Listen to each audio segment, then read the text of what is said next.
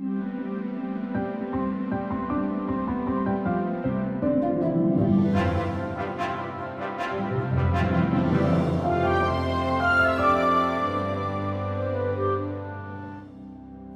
the 18th century went on, enthusiasm for the Baroque style wore off. This shouldn't surprise us. As we've said, when a musical style gets too complex, it becomes impossible to grow it anymore, and something new comes in. The collapse of Baroque style reminds me of the stylistic change after the Second World War that ended the big band era. If you're familiar with big band music, you know that the bands led by Benny Goodman, Duke Ellington, Paul Whiteman were pretty large, with highly skilled musicians who wore snazzy suits and sat behind fancy music stands reading complex arrangements of popular tunes. The songs were elegant. They had sophisticated, clever texts, and they required very good singers.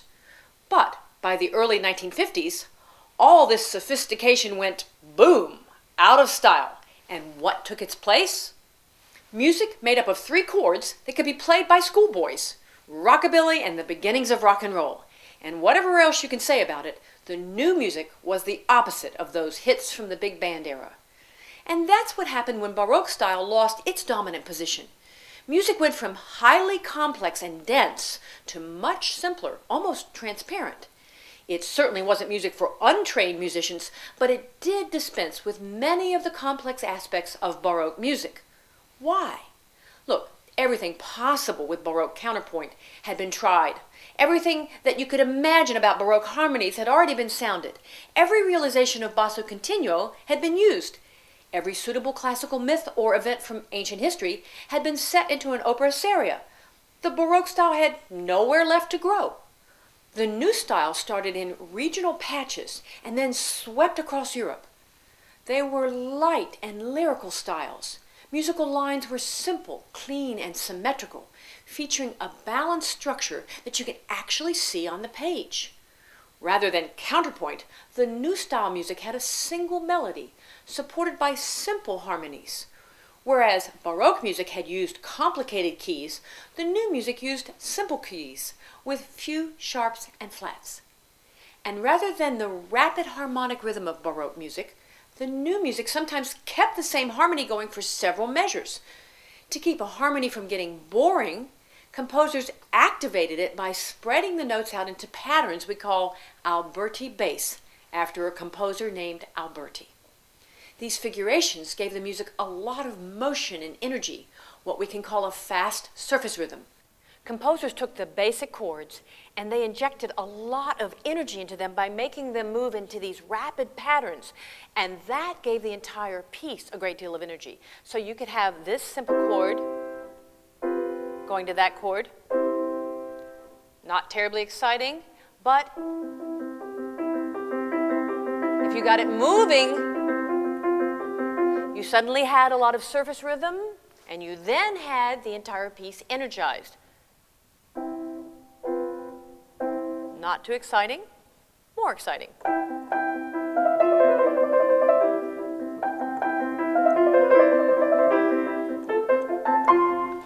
And that's part of what made classical style so clean and exciting.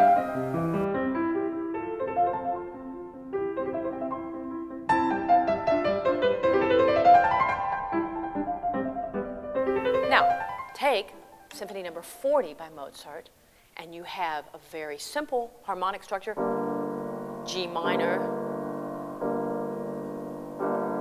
but you have the strings and all the instruments churning out all these patterns, and suddenly there's momentum.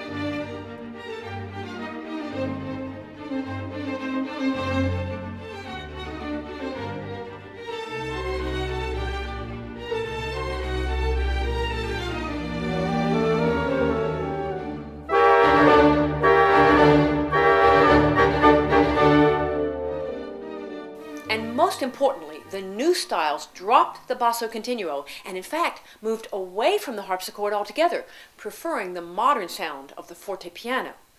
The new styles, I keep saying the new styles, but what do we call the new styles? Now that's a harder problem than you might expect. Here we go again with the names of things.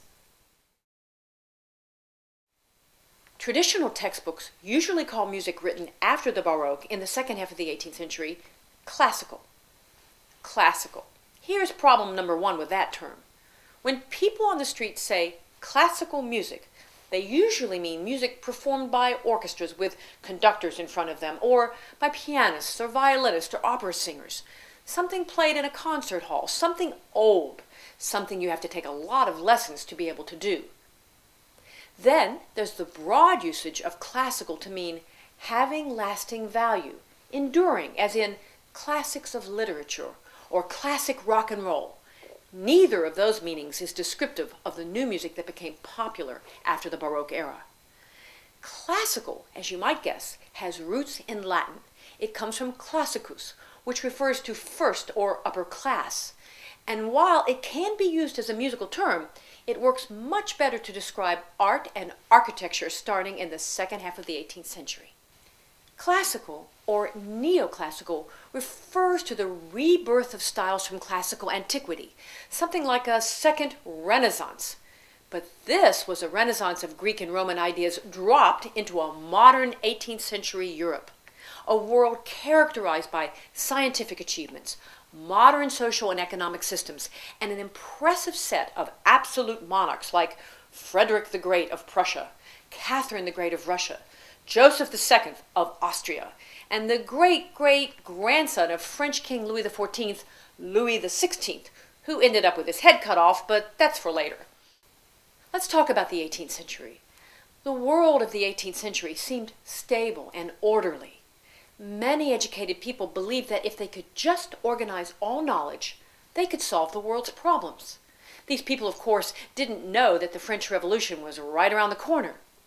Many themes from Greek and Roman culture that had been popular during the Baroque period remained popular all the way into the 19th century.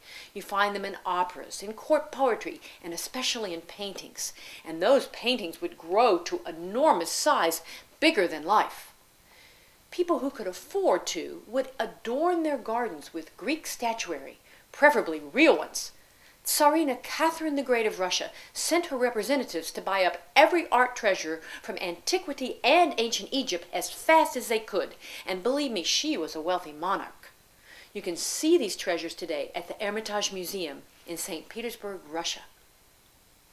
Others followed suit, bringing ancient treasures back to their countries. For example, Britain's Elgin Marbles, a priceless collection of classical sculptures.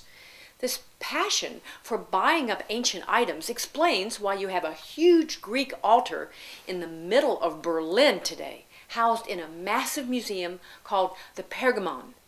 The fashion for antiquity was all-consuming. Architects in the late 18th century were designing new buildings using domes, porticos, and lines of symmetrical columns. My favorite example of how architecture changed from the highly ornamental Baroque style to the new classical or neoclassical style is found in Russia. Look at these two palaces. First, the Catherine Palace, named for the wife of Peter the Great and built by Italian architects in the early 18th century. Baroque curlicues everywhere, ornate columns, a rich blue stucco color, and inside, so much ornate gold leaf and ornamentation the eyes pop out. There's even a hall of mirrors, like at Versailles. Compare that beautiful Baroque blue palace to this one, built in neoclassical design by Scottish architect Charles Cameron in the late 18th century. This palace, called Pavlovsk, belonged to Pavel in Russian, the son of Catherine the Great, no relation to that first Catherine. Paul waited around for years for his not-so-very-beloved mother to die so that he could become Tsar, and while he waited, he and his wife built and decorated Pavlovsk. It looks like something from Rome. Clean lines, symmetrical, balance, and inside a subdued decor, wallpapers with beautiful botanical images, simple lines for the furniture, and graceful pastels, just plain classical. Analyzing buildings is one way to get a handle on style. But let's agree that classical is a great term for architecture, yet there are better terms for music. And here's 4 of them: Stilgalant, Rococo, Empfindsamkeit, and Sturm und Drang. My guess is each of these terms will be new to you. After I tell you what they mean, you can forget the first three if you want to, but we'll need the fourth one later on. Galant is the present participle of galer in Old French, meaning to make merry or to make a show of something. Galant was applied to courtiers and men of fashion. It implied splendid, courteous, and even flirtatious. Starting in the mid-18th century, any new music that was labeled galant needed to be light, lyrical, and winsome. Rococo comes from rocaille, a Middle French word for rock debris or rubble. You didn't expect that meaning, did you? Rococo describes an early 18th century fashion for using natural materials in design, including pebbles and seashells. Especially the French designed their wallpapers and fabrics with shells, leaves, and vines, all copying the look of nature. Wealthy aristocrats built artificial grottos and lined them with shells, colored pebbles, and semi-precious stones. The French especially loved the Rococo style, its elegance, its lightness, its whimsy. In fact, Rococo fashion fostered an entirely new kind of aristocratic social event, the Fête Galante, a courtly party held somewhere out in nature where participants imitated mythological figures and celebrated the presumed simplicities of the natural world. The aristocracy had discovered informality and was loving it. In his brief life, the painter Antoine Watteau is credited with defining Rococo in paintings like this one, called The Embarcation for Cythera. Cythera is the alleged birthplace of the mythological goddess of love, Venus. Watteau's paintings were very popular. A dress fashion was even named for him, the Watteau sac, an elegant gown with a loose, flowing back. By the way, I call this kind of 18th century aristocratic frolic through nature that spread across Europe the clean sheet party. That's my term, the clean sheet party. I encountered the phenomenon for the first time years ago while doing doctoral research at the 18th century Russian palace of Kuskova. Kuskova, like many summer palaces, had an outdoor or green theater framed by thick hedges that formed the side walls and a stage draped by trees and greenery.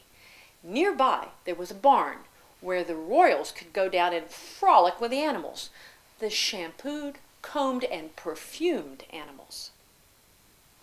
They wanted to enjoy nature. It's easy to imagine, with a glass of champagne in one hand and another hand patting the barnyard animals, the nobles would sigh over how wonderful it must be to live as a simple peasant and to be able to enjoy the natural life every day. Well, if you've ever been around livestock, you know how ridiculous this is. But if you were an 18th century servant and you were told to make a nice party in the barn for the Duchess, you'd figure out a way to create the clean sheep atmosphere, even if you had to starve the animals for days to achieve it. But the real question for us is, how did a composer, living at that time when everyone became infatuated with nature and the natural, write music that expresses seashells and flowering vines? That's a good question, isn't it? And I'm not going to answer it right now. I want you to think about it. Let's move on to a third term used to describe the new styles that replaced Baroque music. Empfindsamkeit. It's one of my favorite German words. Don't be scared of it, even if it is long. The empfind part means sensitive. The empfindsam part makes sensitive into an adverb in German, sensitively, and empfindsamkeit makes the whole word into a noun. So it's like sensitiveness or sensitivity in English. Empfindsamkeit. It sounds better in German. Music in the new style of Empfindsamkeit came from a particular group of German composers who rebelled against the homogeneous approach to emotions found in Baroque music. Remember the doctrine of the affections, where a single emotion continued all the way through a movement? Well, these composers exploring the new Empfindsamkeit wanted music to be sensitive, to shift in and out of different emotions, and to do it quickly, in the blink of an eye. Isn't that what sensitivity is? The quick response to something that changes around us. Someone turns on a light, and if my eyes are sensitive, I react. I step on a pebble in my bare feet and I say, ouch, because my feet are sensitive without shoes, and so forth. Well, music that was Empfindlich, or sensitive, would change from soft to loud, from slow to fast, from delicate to fierce. It sounded erratic, unpredictable, and that was exciting to the 18th century ear.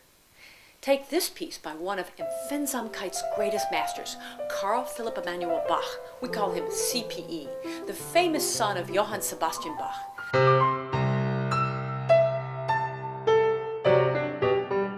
So much of his music was written for the Prussian monarch Frederick the Great, at whose Berlin court CPE worked.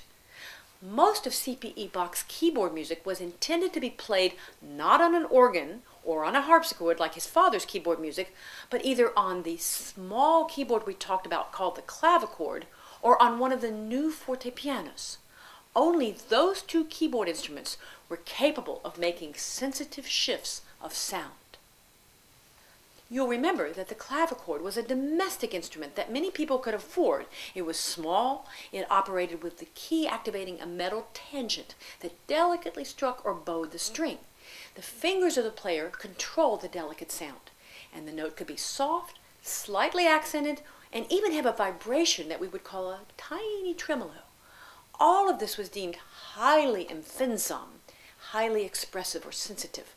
But since the clavichord was a super quiet instrument, it wasn't functional to play in public. Unless you were standing right next to it, you could hardly hear it, and I'm serious.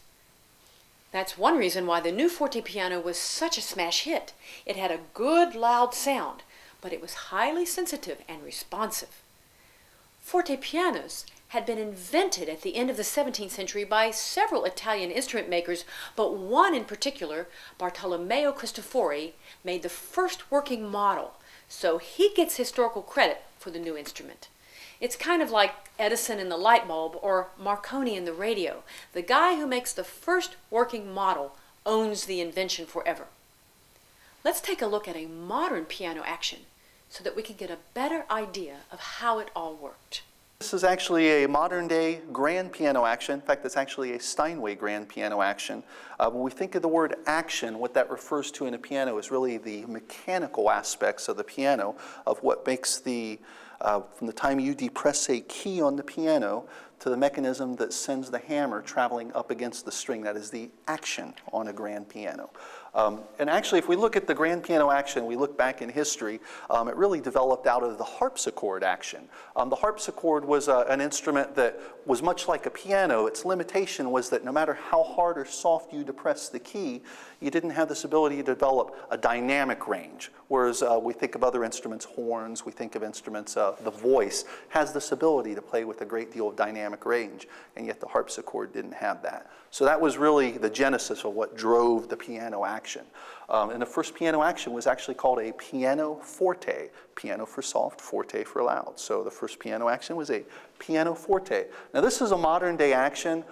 If we look back to the first of these actions 300 years ago, if you looked at one, you would really see that it looks very much like this, but there are a lot of little subtleties that have been improved over it over the years. So this is not Mozart's action, if you will. This being the modern day grand piano action, it's what we call a double escapement mechanism. And the escapement, if you look right here, you'll actually see when I depress this key, this little stick is going to pull away from this round piece here. And what this actually lets you do is if we didn't have this, when you played a note, the hammer would go up and it would actually stick against the string, and the string wouldn't be able to vibrate. You'd get a sound much like this, instead of a nice pleasant ringing sound. So the escapement is the crucial piece in a piano action, if you will. And you'll notice, and you'll want to try this sometime, next time you play a piano, push the key down and you'll actually feel a little notch as you depress that key, and that what you're feeling is the escapement mechanism kicking in here. This piece on the piano action is called the hammer, and it's comprised of a shank and then the hammer head. And I'll show you on this. The hammer head is comprised of three main pieces. There's really a piece of wood, and there's a very tight piece of felt if you look at this purple piece here. There's also another layer of felt that coats over top of that. Now, these originally start, remember there's 88 keys on a piano, so these start as one long piece of wood, and they bend the felt over it. This white felt that you're looking at here actually starts as a triangle shape. So it would be, if you can picture a flat triangle, and then almost like the roof of a house. That's how it starts. And that point, or the roof of the house, actually gets laid on here upside down on the tip. And they compress this and bend this all over top of it. And then it's all held on primarily with glue, although there is a little thing. It looks a lot like a staple in here. It's called a compression. And that actually holds that on there. And the compression is actually crucial in tightening up the felt. You see, when you play a piano, you probably hear the word voicing on a piano. And voicing has to do with making this felt either slightly softer or slightly harder. This is a sample of what's called a rest plank, or we oftentimes hear it referred to as a pin block on a piano. And these pins here are actually what the strings wrap around. If you look, it's made up of several plies of wood, and these woods are layered at different angles. So you have one going across, then another at 45 degrees, another at 90 degrees, and another at 45 degrees against it, and so on, and it's built up. And the reason they do that is by having those different angles of the wood is it allows this pin itself to grip into the wood and hold, because you don't want these tuning pins to be able to slip, or it affects the tuning stability of the piano. To actually show you a little bit about how this works, we'll step over here. Now we're looking at the inside of a grand piano here. And if you look, this is the pin block sample that I showed you earlier. If we look, these are the tuning pins, and here in the real piano, these are the tuning pins. Of course, underneath these tuning pins is a great big rest plank that runs the entire length of the piano. The pins are tuning pins, meaning that they're what a piano technician will use to tune the piano by tightening or loosening the strings. When we play a piano, if we depress the key, the hammer will come up and strike the string, and the energy travels from the string into this piece, which is called the bridge, and from the bridge it travels down into the soundboard itself. If you look the whole length of the piano, this is the soundboard, or the speaker of the piano. The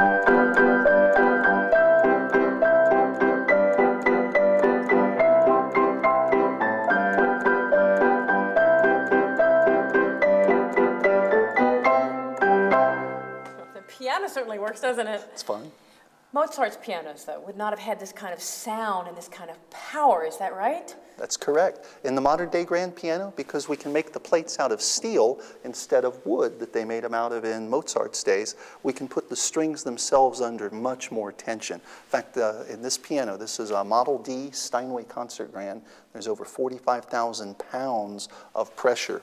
Another great thing about the forte piano, beyond its expressiveness, was its cost. It was never highly decorated or inlaid with mother of pearl or semi-precious stones, as harpsichords had been. Harpsichords were synonymous with the aristocracy, but the new forte piano was not. And that became a factor after the French Revolution of 1789, when anything linking people to the aristocracy increased their chances of being led to the gallows. You don't want to think about how many gorgeous harpsichords were burned or axed up in those post-revolutionary days, but not the plain Jane forte piano. Pianos stayed pretty plain in appearance until the 19th century, although in the late 18th century, instrument makers began putting special devices in them that created sound effects.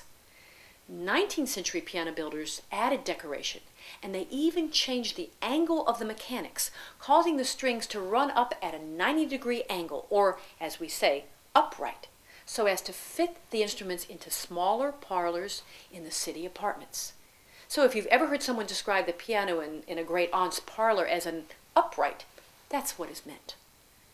Sturm und Drang began as a literary movement in the 1760s, when writers, primarily Germans, tried to put more passion in their works. They emphasized the psychological aspects of human creativity. They saw talent not so much as a gift from God, but as an individual human achievement that frequently brought torment to the artist. In their aesthetic, art was as high a pursuit as religion had been in past eras. And nature was the new focus of artists' imaginations. Nature was the object of their adoration. And for the Sturm und Drang folks, it wasn't the clean sheep, gentle form of nature, but it was the wild, free, and unpredictable part of nature. Storms, winds, gushing rivers, twisting vines in the dark forests. When we read the literature of the Sturm und Drang writers, we might not find it especially passionate or disturbing, but the 18th century reader did. The ideas of the Sturm und Drang crowd led to even more artistic turmoil in the 19th century, the period we call Romanticism. Now, how would these ideas of Sturm und Drang translate into musical sound? What would you guess? How about starting music with a slow introduction, ponderous, even menacing, and then adding intense harmonies, not in a regular harmonic rhythm like the Baroque composers did, but scattered here and there.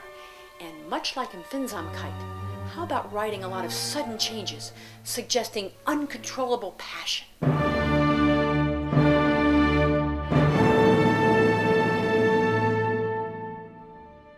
Well, the truth be told, the overall sound of music at this period was still very harmonious and logical. It was hard to compose something completely unpredictable using the musical vocabulary of the 18th century.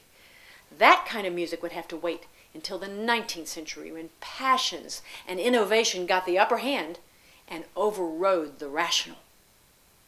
Now I want to say a word about the rational, because the 18th century marks the great period in Western intellectual history that is characterized by rationalism. The age of reason is heard just as much as the term enlightenment, although I rather like the term enlightenment. Either way, this was a long period in Western cultural history when reason and scientific curiosity shaped nearly every aspect of the culture. The origins of the Enlightenment are usually traced back to the 17th century, but the fulfillment of the ideas came in the 18th century, and much of it came in France with the work of three great French writers, Voltaire, Diderot, and Rousseau. They were called the encyclopedists. They were contemporaries and friends bound together by an interest in collecting and organizing knowledge. Their tool of choice was the encyclopedia, a much older idea going back to the Greeks, but it came into tremendous fashion in the 18th century. The proliferation of encyclopedias was aided by a cheap press and an increasingly literate public. And by the way, if you think this Enlightenment period in European intellectual history doesn't have much to do with America, think again. We had our own great Enlightenment figures, Thomas Jefferson prime among them. Jefferson was a complete Enlightenment figure who believed in the philosophical ideas of the encyclopedists, the ideas that led to the French Revolution, the ideas of liberty, equality, and brotherhood. He was a statesman, an educator, a philosopher, an inventor, a horticulturist, a musician, and a bibliophile, or someone who collects books, just to name some of what he did. He studied everything from marine science to herbal medicine, and on top of that, he studied languages, mastered the social graces such as ballroom dancing, and could be at ease in any European court anywhere. Plus, he even founded a university, the University of Virginia. His diverse areas of interests are apparent in every corner of Monticello, his famous home outside of Charlottesville, Virginia. Enlightenment figures crafted America's foundation, and remember, we in America ended up being the first ones to take those French ideas of liberty, equality, and brotherhood and start a revolution in 1776, 13 years before the French went to the streets in 1789 and overthrew their King Louis XVI. Composers had no choice but to be caught up in the ideas of the Enlightenment too. Let's take up the most famous composer of that period, one of our mega composers, some would say the most gifted musician ever, Wolfgang Amadeus Mozart, a man who was right in sync with Enlightenment thinking. In 1984, a movie called Amadeus came out. It won 8 Academy Awards, and you can find it in video stores and through internet services like Netflix. Depending on your age, you may find Amadeus an appropriate way to take a visit into the world of an 18th century musician. Amadeus was filmed in authentic 18th century palaces, theaters, and along cobblestone streets that haven't changed much since the 18th century. If you watch this film, you'll see how composers had to dress and behave when standing before a monarch, in this case, Joseph II of Austria. Another thing you'll see is how Italian music dominated everything, even in an Austrian court. Italian composers and performers were everywhere, working for aristocrats from London to Moscow. And while the movie won't tell you this, any promising musician in those days who could went to Italy for training, particularly to the Conservatory in Bologna, just to make sure he got the current style of composing right. So that's why I can look you in the eye and say, yes, the Austrian-born, German-speaking Mozart was an Italian. And there were many 18th century composers from so many other countries, Danish, Dutch, Polish, Swedish, all of them if they could. They went to Italy to study and came out Italian composers. In our unit on Russian music, we'll meet an important 18th century Ukrainian composer named Dmitry Bortnyansky. He too was trained in Bologna, so he too wrote music like an Italian. There was one exception to this Italian mania, and we've mentioned it before: the French. The French always had their own musical style.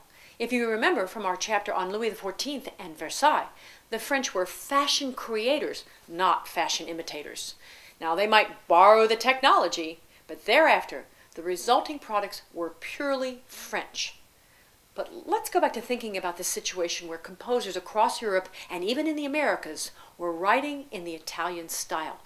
Some of them actually did want to write music in their own languages, using their own national styles. In fact, in the film Amadeus, you'll see a scene where Mozart begs royal permission to write an opera in the German language rather than Italian. Eventually, in the 19th century, composers will get that wish. National styles will emerge, and the Italian style will no longer dominate Europe. But meanwhile, let's talk about some of the pieces Mozart wrote using the Italian models. He wrote string quartets, symphonies, and divertimentos. A divertimento is an ensemble piece for instruments made up of short movements, and it's intended to be pleasant and entertaining, to create a diversion, if you please. It is light music by our standards today. A symphony was a more serious work. In the late 18th century, most symphonies would last about 10, 15, maybe 20 minutes, and have 3, 4, sometimes 5 movements. The movements all had predictable forms. Orchestras were small by today's standards, 12, 15, maybe 20 or 22 players. If you have an image of a symphony always being 100 musicians crowded on a stage, that comes much later. By the end of Mozart's short life in 1791, the symphony was growing both in length and in seriousness.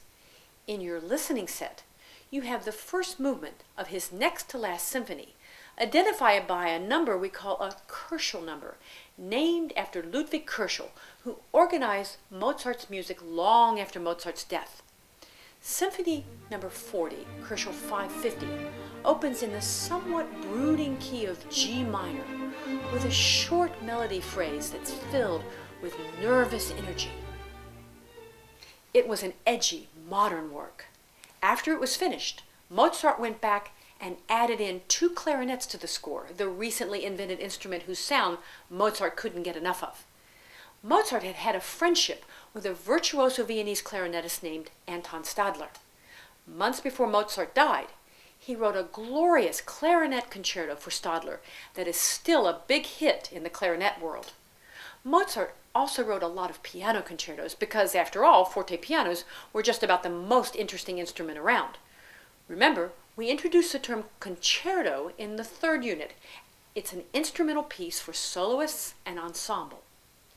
Mozart wrote piano concertos partly because he was a terrific keyboard player and he could play anything, partly because people loved the new forte piano and they wanted to hear it, and partly because piano concertos had popular sections called cadenzas, with freely improvised music that a virtuoso like Mozart could really let rip.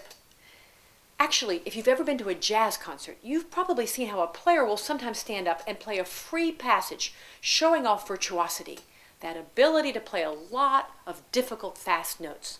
That's similar to how a cadenza works. Everyone in the orchestra stops playing, and it's just the soloist creating musical fireworks. Mozart wrote gorgeous choral music too, much of it sacred, church music, masses, and other sacred pieces. He wrote dances and what we call occasional music, music written for a special occasion, and hence particularly festive and entertaining. He needed to earn money from everything he wrote, so he tried very hard to make this music as attractive as possible. And he did follow the latest fashions. One popular trend in late 18th century Vienna was a fascination with things Turkish, what is often called Turkish exoticism. Despite centuries of wars between Europeans and the Ottoman Empire, and the recent siege of Vienna, where the Turks were defeated in 1683, a new era of diplomacy had dawned in the age of the Enlightenment. A Suleiman's visit to Paris in 1669 inspired a surge in Turkish costumes at the Carnival balls. And even Molière added a Turkish scene to his comedy The Would-Be Gentleman, or Le Bourgeois Gentilhomme. In 1754, an Oriental Academy opened in Vienna. In short, things Turkish were fashionable and exotic in 18th century Europe. Turkish coffee led the list, that beverage new to Europe in the late 17th century. But the upper classes also were enticed by stylized versions of Turkish dress, including feathers, Turkish patterns in decor, and they were wild about Turkish music, or what they thought was Turkish music. Fact is, most Europeans would never hear a note of real Turkish music, but they had heard about it in many travel reports and newspaper articles, and they knew that it was highly rhythmic and percussive, and that it had a lot of bells. So, European composers came up with a quasi-Turkish sound that seems a bit lame to us, steeped as we are in the age of authentic world music, but it worked for the audiences in the 18th century. That's why, to the 18th century ears of Viennese aristocracy, the final movement of Mozart's Piano Sonata Kochel 331 passed nicely for Turkish. It's in the key of A minor, which can sound strong and direct, and it's in rondo form, which means that a catchy repeating passage will create strong contrast with the episodes in between. The left-hand pattern is percussive and stark, and the right-hand pattern spins. It sounds as exotic as possible. Turkish.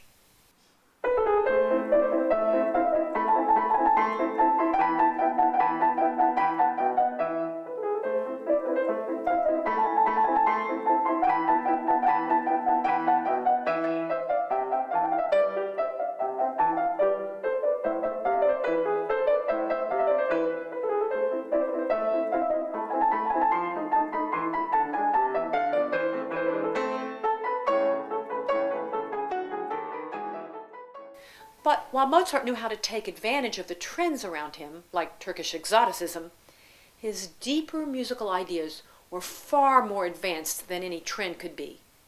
And when he let those ideas loose, his listeners were at a loss. He demanded too much of his audience, it was said. Here's a fact. Our ears are pretty lazy. They always have been. In any given era in Western culture, the average person is reluctant to throw out the old sound and let in the new challenging sounds. Young people, of course, are more willing to do this, but they also get stuck in their favorite musical styles. And so it was in Mozart's day. His audience wanted to enjoy music and not be challenged every time they heard a new piece. Particularly with opera. Think of the comparison with movies. Most people want to see a movie that meets their expectations, whatever those are. Successful movies are highly formulaic. They follow familiar patterns for the characters, for the action, and for the special effects. Sure, there is that art film crowd that seeks out new and challenging movies, but the bulk of the box office receipts will come from people who want to walk into a movie popcorn in hand, enjoy it, and come out saying, "That was fun." Well, Mozart skirted that line. He was pretty good at staying within the expected bounds when he wrote formal Baroque-style opera seria based on mythology and ancient history, the kind we discussed earlier. But his imagination went crazy on him when he wrote the newest style of opera that was opening up, opera buffa, or comic opera. You may remember that we talked about the term intermezzo. These were beginning to be quite popular when they were inserted between the acts of the serious operas. Over time, especially by the 1720s, the audiences were enjoying those comic scenes more than the main show, And so clever composers began to make those comic episodes into little comic operas. Comic, or funny in Italian, is buffa. Maybe if you were clowning around at the dinner table back in 4th grade, someone told you to stop acting like a buffoon. Well, that's the same term used for the new comic operas, opera buffa. Now, the characters in these comic operas came from the theatrical tradition called commedia dell'arte. If you study the history of Western theater, you'll learn a lot about the stock characters in the commedia dell'arte tradition, characters derived from the old traditions of puppet theater and street theater. They had stock names like the old doctor, or the captain, or the flirtatious maid. And they wore traditional costumes so that audiences could recognize the character. A character wearing all white with a tall white hat and a hooked-nosed mask was Pulcinella. Or a character with multicolored clothes, a bat or a wooden sword, and a cat's mask was Arlecchino, or the Harlequin. Middle and lower class audiences loved these characters because they resembled the real people in their lives: neighbors, merchants, craftsmen, ship's captains, grocers, laundresses. Upper class people laughed too because human nature is all the same no matter what social class a person belongs to. It was around the time that Mozart was a teenager that the taste for this new comic opera exploded. By the 1780s, the aristocracy still demanded opera seria for ceremonial occasions, but they were enjoying opera buffa as often as possible. And that's about the time Mozart wrote his first significant buffa opera, The Marriage of Figaro, in 1786. But remember what I said above. Mozart stretched things too far, and in a famous decision, he chose as the plot of his buffa opera a play that had been banned for offending the nobility in Paris. Aristocracy across Europe were nervous about the Enlightenment ideas of equality and liberty, and they were right to be. 1786 was only 3 years shy of the French Revolution and the bloody overthrow of the French aristocracy.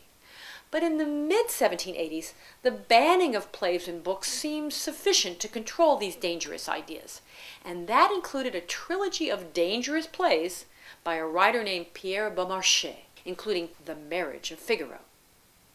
It tells the story of a count named Almaviva, an arrogant aristocrat who misuses his servants. That wasn't an image the nobility wanted to see up on the stage. Look, Mozart was way out of line when he worked with a librettist named Lorenzo da Ponte to make The Marriage of Figaro into an opera. By the way, da Ponte ended up coming to New York and ultimately became the first professor of Italian language and literature at then Columbia College. Anyway, Mozart began composing The Marriage of Figaro using this banned play, not a smart move politically. But in a quirk of history, his music was so engaging and da Ponte's approach to the story was so clever, the production went forward. And that's when Mozart should have been more strategic and met the expectations of opera buffa, namely, to stay entertaining.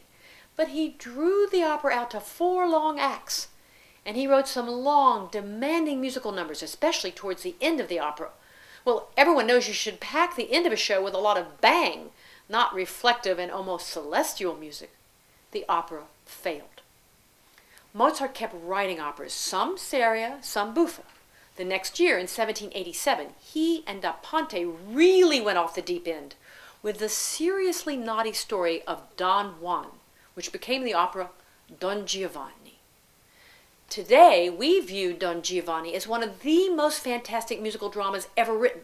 In fact, historians like to say that it kicked off 19th century Romanticism. Mozart would have been pretty confused by that accolade, I'm pretty sure. He was just trying to get a hit show. The opera opens with a dramatic, brooding overture that takes us right to the heart of Don Giovanni's character.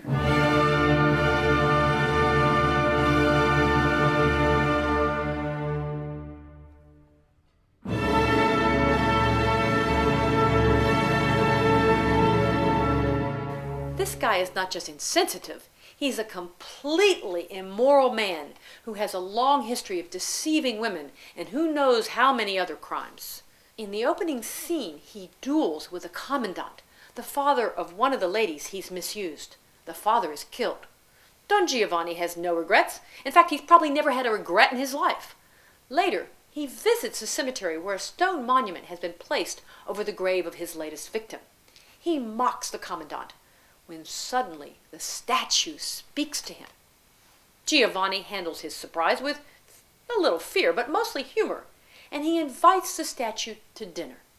The statue accepts, and here's the great part. The statue actually shows up. Before the dinner party is over, Giovanni has been offered and refused a chance to repent. And so, he is dragged off to hell. Pretty powerful stuff. In fact, it was so drastic, no one knew what to make of it. That surely isn't the way the comic operas were supposed to end. To be more conventional, the surviving characters come out as the dust settles, and they philosophize with humor about what went on, leaving the audience in a little bit lighter mood. But this was no ordinary comedy. In fact, they had to figure out what to call it. It wasn't an opera seria, but it was too drastic to be an opera buffa, so Mozart called it a dramma giocoso, which translates awkwardly as a jolly drama. Not all of the music in Don Giovanni was dark and brooding, though. There are plenty of funny moments and many beautiful melodies, like La ci darem la mano, a duet between Don Giovanni and a servant girl, Serlina, whom he's trying to seduce.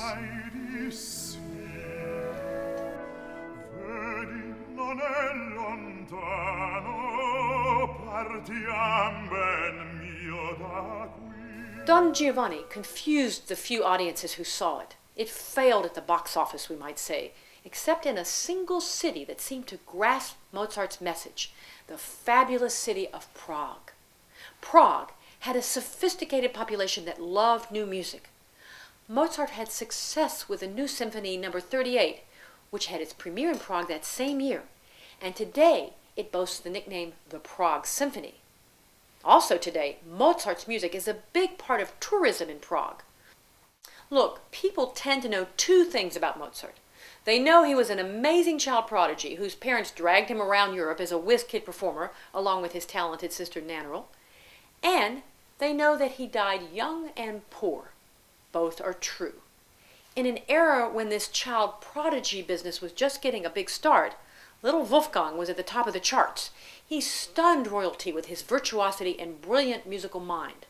Of course, child prodigies, even today, have a hard time when they grow up, and they have to make their way as adults. All of that adoration goes away, and, well, the hard facts of survival take over. Throughout his life, Mozart rarely had enough money.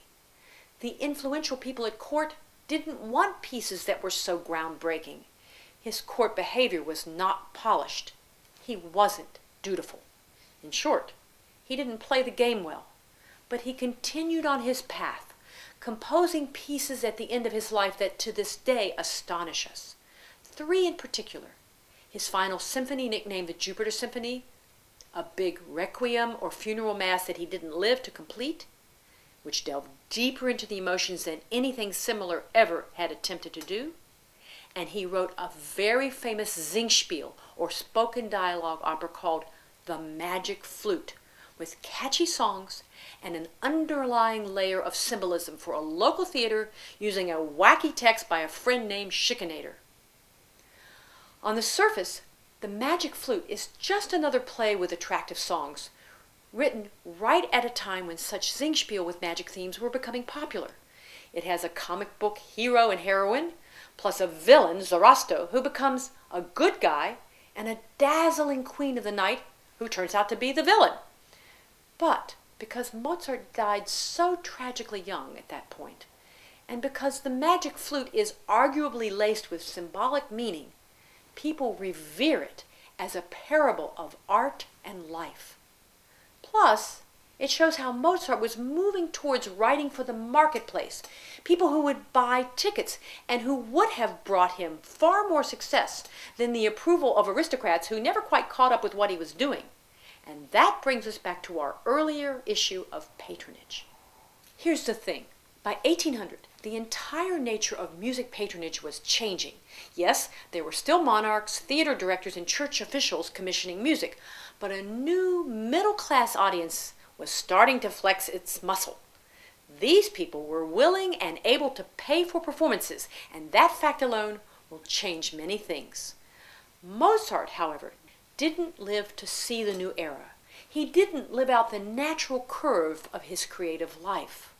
But if he had, few people doubt that he would have found his marketplace and reveled in the new, liberating artistic ideas of 19th century Romanticism. So let's end this unit with a brief look at one more significant composer of the Enlightenment era, and he definitely lived out the natural curve of his creative life, keeping it highly creative throughout his long years. And this is important. This composer lived through a series of major changes in musical style, incorporating most of them into his own music. Franz Joseph Haydn was born in an Austrian village in 1732. His father was a cartwright, which means someone who builds and repairs carts and wagons. But Haydn's father was musical, and there were family concerts in the home. Of the 12 children born to this family, a second brother became a successful composer and another a singer. But Haydn was a star, and because of his good voice, he was sent away at age 6 to be trained as a singer. He was then taken to the choir of St. Stephen's Cathedral in Vienna at age 8 and stayed there for 20 years, by which time he was a fully professional musician. That's a much more stable life than little Mozart ever knew, touring from town to town as a child prodigy. Haydn made his own way as a young adult, teaching, performing, and composing. Then, in 1761, he was appointed to the service of Prince Paul Anton Esterházy, an opportunity even grander than the move to St. Stephen's Cathedral had been. Prince Esterházy was a very wealthy Hungarian nobleman. He traveled, he knew music all over Europe, and he wanted a fine musical establishment for his country palace that bore the name Esterházy. Haydn was what we call a good team player. He worked with what he had. His orchestra was usually between 10 and 15 players, and it later grew to 20 or 25. He wrote symphony after symphony and enjoyed putting a lot of variety and fresh ideas into them. But he knew the limits. His boss, the prince, adored a kind of strange instrument called a baritone, which looks like a big cello. It had 6 or 7 gut strings and 9 to 24 wire strings, and it could be bowed and plucked in different ways. The prince played it well, so not surprisingly, Haydn constantly wrote pieces for the prince to try, especially trios for baritone. There are more than 130 of those that have survived. There's a lot to tell about Haydn, but I'm going to stick to 2 things. First, he eventually became a superstar, famous far beyond Austria. That's because so many influential visitors to Vienna heard his music and told others. Haydn's symphonies in particular were praised, and ultimately he was invited to come to London when he was nearly 60 years old. During 2 long visits, he wrote 12 spectacular symphonies that are still admired today. Secondly, Haydn had a fondness for the oratorio. He knew the Italian Baroque oratorio and had written some very good ones himself. But when he first arrived in England in 1791, he went to a huge festival of oratorios by Handel in Westminster Abbey with over 1,000 performers. Well, he was astonished, and the result was his composition of a fabulous and innovative oratorio completed in 1798 called The Creation. Now think about that date, 1798. That's nearly the 19th century, and here's a man nearly 70 writing cutting-edge music. Then, 2 years later, he wrote another oratorio called The Seasons, also groundbreaking. But it's The Creation that I want to tell you about.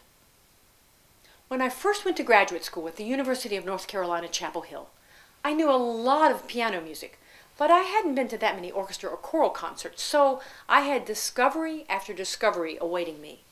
One Sunday afternoon, I went to a performance of Haydn's Creation. It was held in Raleigh in a Civic Center-style auditorium, and I remember sitting on a metal folding chair at about the 3rd row. It was crowded, and that was the only seat I could find. Despite the inelegant setting, it was a good orchestra and chorus. The work opens with a startlingly new style overture, just open octaves on C. No filler notes to tell you whether it's in major or minor. Later, I learned that Haydn wanted these octaves to symbolize the void before God created the universe. There were other cool sounds in the orchestra as life begins to bubble up. And then the recitative is going along, and the words are, "In the beginning God created heaven and the earth was without form and void, and darkness was upon the face of the deep." And then the chorus comes in, singing very quietly and very deliberately, "And the Spirit of God moved upon the face of the waters." And then it goes like this. The chorus sings, "And God said," very quietly, "Let there be light."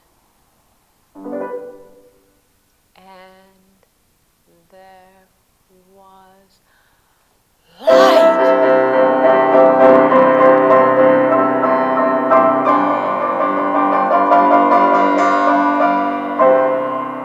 I jumped so hard, I folded myself into the metal chair. I was shocked. My ears were completely unprepared for this big, sunlit chord on the word light. I got the chair back open, and then I sat in amazement for the rest of the performance, drinking in the new-to-me music with, 18th century ears. You see, this was one of the first times I achieved what since has become my goal in listening to music, to hear it with the ears of the people who first heard it. In this case, to hear it with the ears of people in 1798 who would not have expected that huge outburst on the word light. There's another recitative a bit later in the first part where the animals are all created. Haydn wrote charming music that did what we call text painting, musical sounds that illustrate exact words. Bouncy music for the lions, pastoral music for the sheep, buzzy music for the insects, and a long slinky line that goes down for the worm. But unlike all of his predecessors, Haydn decided to have these descriptive musical passages precede the words, and that was innovative. So let's close with this question. Can we really cultivate an ability to hear music the way people first heard it? Can we get 17th century ears or 18th century ears? It's hard to undo all of the noise in our ears, the centuries of music, good and bad, that we've all heard since Monteverdi or Bach or Haydn. But it's a great goal to try. Still, be careful and try not to get caught in a folding chair.